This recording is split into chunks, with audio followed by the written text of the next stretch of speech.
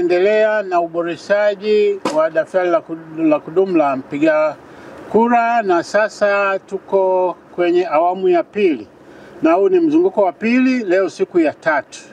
Mimi nimetembelea kukagua vituo vya jimbo la Bagamoyo na jimbo la Chalinze, na vivyo hivyo wenzangu wamesambaa mikoa mingine. Zoezi hili la awamu ya pili na mzunguko wa pili linahusisha mikoa 16, mikoa 11 ya Tanzania bara na mikoa 5 ya Tanzania Zanzibar. Wenzangu pia wamenitaarifu kwamba zoezi huko linaendelea vizuri na watu wana wito kujitokeza kuja kuboresha taarifa zao au kuja kujiandikisha. Sambamba na zoezi hili, wananchi wanahakiki daftari la awali ambalo limebandikwa katika kila kituo.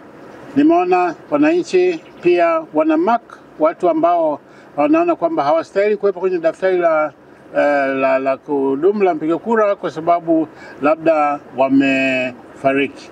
Viongozi wa sehemu hizo wanafanya kazi nzuri, kwa maana kwamba wale ambao hawastahili kuwemo kwenye daftari la kudumu la wapiga kura kupitia kwenye daftari la awali lililobandikwa kwenye kila kituo, wanafanya identify na kutoa taarifa ipasavyo. Sehemu zote hizo nimekuta wananchi wamejitokeza kuja kuboresha taarifa zao. Ni wasihi wa Tanzania kwamba baada ya uboreshaji huu hakutakuwa na uboreshaji mwingine.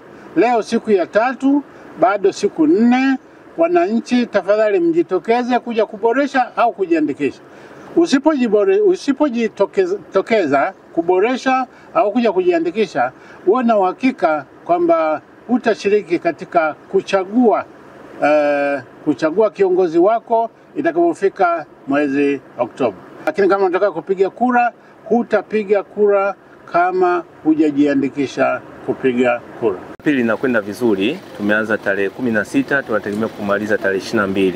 So far tunakwenda vizuri. Awali awamu ya kwanza ilikuwa na vituo 325, sasa hivi tuna vituo 48. Na kama mnavyoona hivi mwitikio umekuwa mzuri, tumeweza kuhamasisha watu wale ambao hawakupata nafasi pale, basi nafasi naona unaitumia kama mnavyoona. Kwa ujumla mambo ni mazuri sana. Mpaka sasa hivi tunavyoongea hata jimbo halijapata changamoto yoyote. Zoezi linakwenda vizuri, kama mambo tena vizuri mpaka tarehe 22 tutakuwa tumemaliza hili swala. Wana Chalinze wale ambao wakubahatika ile awamu ya kwanza, basi hii ndo nafasi yenyewe. Kwa sababu kama alivyokuwa ametangaza pale mwenyekiti kwamba hakutakuwa na zoezi lingine kama hili. Kwa hiyo natoa wazo na tunatumia sana redio yetu ya Chalinze FM kuweza kuhamasisha watu, na wanajitokeza kwa kweli, wanakwenda vizuri, mambo yanaenda vizuri. East African Spirits Company Limited ni kampuni inayojihusisha na uzalishaji wa pombe kali na bia. Kampuni hii ilianza mnamo 2018 ambapo ilianza na line ya plastiki. Tulianza uzalishaji wa bidhaa yetu inayoitwa Diamond Rock. 2019 tukaanzisha line yetu ya line ya glasi ambao tunazalisha bidhaa yetu pendwa Hanson's Choice. 2023 ndipo tulipoanza ku blend na ku manufacture beers zikiwa ni Hanson's Light, Goldberg, Basembi ambayo imeunga mwaka 2024 na Hanson's Dry iliyoanza uzalishaji mwaka 2025.